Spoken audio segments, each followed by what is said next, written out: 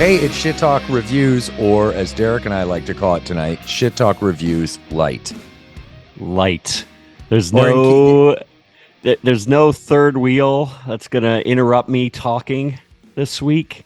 Thank fucking God. Just kidding, Dave. I miss you terribly. Oh yeah, tech problems are tech problems, man. They're a real bitch. When you're not ready, Well, you're not. You know what it is? It's a lack of good stage hands and roadies. That's the problem tonight. you want to know what though? Last week I was coming down with the plague, and that's why I was out. And so I don't know whose excuse is worse: being sick and a pansy like me, or I can't find the cord. But we'll deal with it, right? We'll get through it one way or another. Yeah, we will. Well, what are we talking about today, Derek? Vltimas. It is a supergroup. The album is epic. It is with David Vincent of Morbid Angel fame. Most likely, you probably heard him on Covenant and Altars of Madness, which are Morbid Angel albums. Very death metal. Rune Eriksen, known as Blasphemer. You might know him from Mayhem. And then Flo Monier on drums, and he is in Nader and Sadek, who also with Blasphemer. And so they make a 3-piece up that's pretty wicked. And let's talk about it. They've got some pedigree behind them. They're not coming in cold, that's for sure. Mm-hmm. Second album as Vltimus, if I'm not mistaken. I don't think there's anything else sneaking around out there. It's not. But what are your first thoughts on it? What drew me in was I felt like the production qualities were very similar to Ern's A Feast on Sorrow from last year, my album of the year. And I really like the darkness of it. It's heavy, it's crunchy. Once I got into it a little bit more, I started hearing a lot of probably heavier version of Heaven and Hell, which was Dio and Iommi and Geezer Butler from Black Sabbath.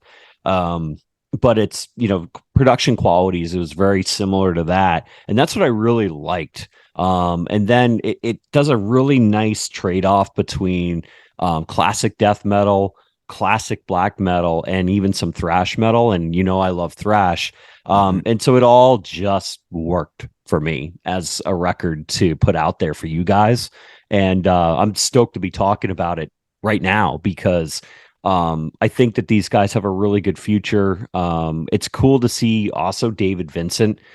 He's not just death metal anymore. I saw a couple reviews out there that said that he his voice was shot. I actually think that he's switching up things a little bit, expanding his vocal horizons, trying something a little bit new, and not just being a classic death metal singer, which he did for years with Morbid Angel and Genitorturers and Terrorizer and all these other, bands. It was time for him. And I think that this was a really good experimentation that really works. Yeah, I wouldn't say that his voice didn't sound shot to me. In fact, it sounded pretty damn strong.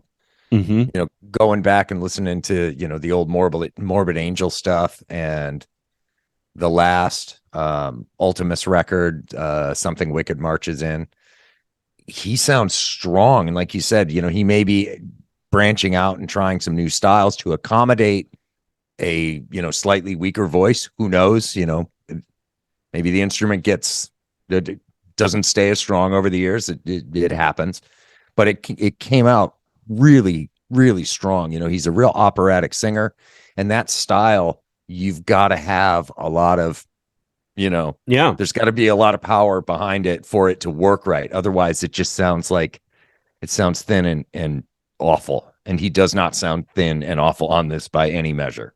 No, I thought that his classic death metal vocals and growl was as strong as ever. His low end, bark was as barky as ever. But there was this other operatic, sound that was coming out of him.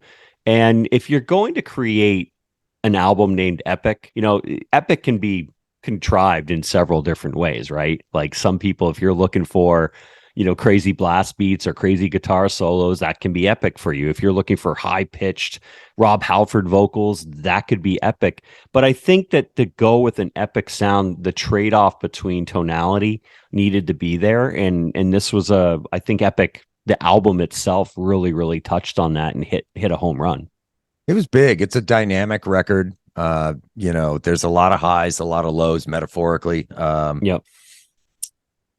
I don't want to say it's a perfect record in a lot of regards, but in a lot of regards, it's a really, really almost perfect record. The performances are super tight on it. The production, as you said, is great. It's really clean, but it's thick and meaty. The writing is solid. The performances are great. So there's a lot going for it. I've listened to it a ton over the last week, mm-hmm. and it's not blowing. Excuse me. It's not knocking any standards down for me. Yep. Which is strange because so much about this record is so good and so on the money. It feels like I should like it more, but it didn't turn all my wheels that fast. I've enjoyed listening to it. It's really listenable. Again, due to all the things that I just mentioned, the songwriting, performances, production, the mix on it is great. Mm-hmm. So I'm not sure why I don't love it more. You know what I mean? I don't know if that makes any sense. Is it because it doesn't have gent in it, or is there too much death metal and black metal in it? No, I'm developing very slowly, but I am developing an affinity for those genres, and they bring it pretty strong in this. I think, based on my extremely limited knowledge of those subgenres, but I don't want to say it was underwhelming because it wasn't. But there was just going song to song. Like I said, there's so much to like on this record across all the different, metrics. There's so much to like on it. But overall, I don't know if it's going to be a regular on my recurring playlists after this, although I've enjoyed listening to it. I don't, I'm looking at both sides of the coin, I guess, which maybe isn't fair, but you know what I mean? It's how I feel. Well, you're a dink, so it's all good. Be the dink that you are, and David Vincent's going to haunt you, literally, probably, because he might be in Florida. You never know. He might. So go hide. The Undertaker's coming after me. He looks like the non-wrestling Undertaker. I know it. Don't fuck with the dude. You better like it. This afternoon, coming up to this record, I was watching their Brutal Assault performance in 2019. Yeah. Man, they just killed it there. Presumably they were playing, the material from Something Marches then. And man, that's a great live recording. They kill it. And yes, he may well come after me. Yeah, well, if we find out that John's been skinned and hung by a pitchfork, we know why. Left to bleed out in his garage. Yeah, we'll know why. It's all good. What's your favorite track? What tracks didn't do it for you? Manifesto absolutely was the standout for me. Yes, I love it. Rune's opening guitar riff in that is great. And he plays these killer, like 6-note little flourishes throughout the song. They come back 4 or 5 times, and I love it. I think it's a great song. It's trudgy, it's straight ahead and groovy. I love David's vocal delivery on it. He was a Goliath. Yeah, Goliath on this track. Yep. Yeah, just tons of cool little musical touches all throughout that song that I really, really love. Yeah, I thought there's some music. It was a beautifully evil soundscape on that. Mm-hmm. Like it just sounded like there should be a bubbling cauldron and dead bodies and innards around while you're listening to it. Very cool. What else did you like or dislike? Invictus, I really liked as well. Had that cool like triplet swing feel to it. Real groove metal. Yep. That one really landed for me as well. Spoils of War, the album closer, is one. If I had to pick one that I didn't for whatever, was more on the negative than the positive scale for me, it would probably be that one. It just didn't have, I don't want to say it didn't have the power that the rest of the album had, but it just didn't move me as much as, some of the other tracks did, specifically Mephisto Manifesto and Invictus. I think those are both killer. However, though, I have to give credit to Epic too. The intro before it is awesome. It's just like that progression of really dissonant chords, and it doesn't really indicate what's coming. I mean, if you know these players, you kind of have a good sense of what's coming, but not a whole lot of foreboding in there, just that it's an awkward and uncomfortable like minute of guitar interlude, which is really cool. And Epic then comes in and just slams right from the start. So, and again, I think all the fact that I have those standouts is another indicator that there's really good stuff on the record. That's my list of standouts. How about yours? Yeah, Epic was just an epic brooding track. Love the death metal gore. It's modern. Love some of the fills from Flow. Blasphemers creating an eerie soundscape there. It's just a killer track. My favorite one was Misery. Thrash elements in there, obviously. Old school badass. Guitar driven, frantic, great storytelling. Gothy, dark, heavy, tiptoes around death and thrash. I thought it was just an absolute masterpiece of a track. I will continue to listen to that. Mephisto Manifestos, love the slow groove and all the chug. Knew you would like that track. Thought it was cool. And then Scorcher is a classic black metal record song for the record, and I thought that hit all the notes if you're a black metal fan, and some of David Vincent's older works, and even going to Blasphemers stuff with Mayhem. So yeah, it was all in all, I like the record from start to finish. And I came here wanting to defend David Vincent because, like I said, I read a number of reviews where they were saying he's washed up, and I'm like, I don't see it. I think this was a choice to expand his vocal horizons, and did a perfect job doing so. I read a couple of reviews as well that they too played both sides of the coin as far as being, pretty critical about it, but also being complimentary. There was people accused Rune of a few, one or two. I'm not talking about the prevailing attitude, but there were a couple of people that really felt like this album was very safe, that they didn't do a lot of reaching on this. And I don't know if I necessarily agree with that. I mean, Something Wicked from 2019 seems to my ears to be a little more aggro, a little more, maybe not boundary pushing, but there seems to be a little bit more to that record. But this record, again, it's very listenable. It's very approachable for a heavy album. And bands are allowed to change. I think we have this conversation all the time, evolve and change their styles. I mean, look at what Metallica did with the Black Album. That was a relatively soft album by Metallica standards. They're on seasons of Season of Mist, the record label, and I read their write up about this record, and it sounded like what they did was they got together, they tried to take everything from the past and make it contemporary, and they jammed a lot. And when they heard things that were organic that they really liked, they went with it in the studio and came up with this record that way. And, sometimes when you do that, when you're just in the heat of the moment, you come out of it and go, whoa, this is quite a bit different. And there's a lot of people out there that just, they want everything to be the same. Like I will say this, I'm a hypocrite.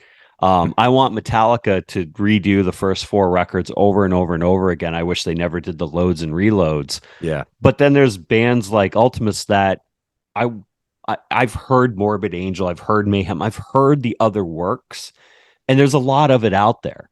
So to see them taking chances, jamming, and doing what they want to be doing, and have the outcome to be something a little bit different than the past is, for me, is refreshing.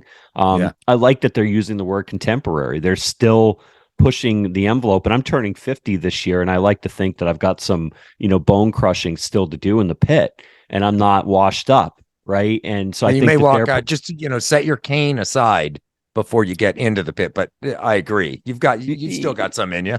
yeah, some of us dudes, and look, they've been doing this for a while. David Vincent's been at this for a while. I mean, he's got an incredible, um, library of records under his belt.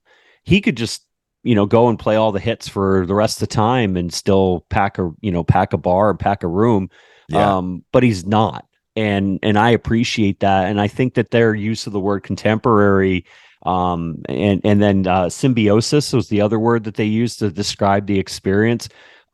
When you can connect with people together that you admire as musicians or as artists, you're going to create new and interesting things, hopefully, right? Mhm. That people will appreciate. And so I think some of this feedback that we're getting is people, they're expecting it to be Morbid Angel from the past, and they're being a Sure. dink like me because I want James Hetfield to write the same 4 records over and over and over again, and then kick Lars Ulrich out of the band. But that's beside the point. I think this is a great progression for them. I think it sets them up for the future. Hopefully there's more, and we don't have to wait for long for more records from Vltimus. Do we know if they're on tour? I haven't looked at it, and sadly, that was the one thing I'm negligent You're on. right. So Yeah. somebody's going to comment on YouTube, like, "You get prepared, you fucking Do your assholes. research. Do your fucking research." Well, guess what? I got kids. I do this for fun, and I got no a left. excuse. Yeah, you can suck my left nut. Whoever's going to fucking yell at me for that. We're sorry. I'm not. All right. Well, let's put numbers to it. I give it a solid 8 because objectively, I think it's a good album. It's well done. I think there's some good songcraft in there. The performances are tight and clean and well captured, and the mix is great. And I love the riffs. Rune is a gnarly guitar player, and Flo is a crazy drummer. So objectively, like I said, it's a strong record. Subjectively, I don't love everything about it, but I still think an 8 is a pretty solid number for it because objectively it's good. It's well done. Listen, when your head is in a jar on David Vincent's shelf in his garage, it's fine. You've earned it.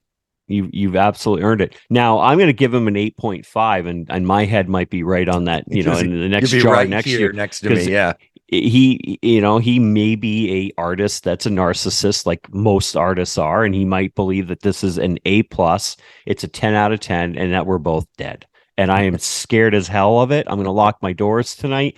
David, please don't kill us. But we do love you, and your history and even the music you're creating now is pure evil, and I love it. there you have it.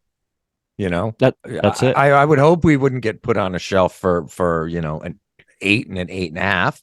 I don't think those are bad numbers. Maybe he's a mad scientist, and he'll put our heads in jars like Futurama, and we'll be able to talk, and we'll have like little metal tentacles that'll carry us around, and we can be sarcastic and continue to do our podcast. Well, so you never know. He's kind enough to let us. We'll see. Well, we don't get to know what we're talking about next week because, again, our good friend David J is sadly not with us. So it'll be a waiting game for a couple of days before we find out. You know what he's crying about is the New Jersey Devils suck. And whatever. It's too bad. New Jersey Devils suck. They're not good. And then his hockey team down here in Florida blows too. So he's probably crying. Wait a minute. Are the chicken tendies not doing well this year? I don't know. I don't follow sport. He keeps talking about how they lose and and he's getting old and all this other shit. So he probably lost his hockey game, and that's why he's not here, and he's just using the court. He's probably sobbing. Well, you know what? Maybe there was an earthquake in New Jersey a couple of days ago. Maybe he's taken time to reach out to his loved ones to make sure they made it through.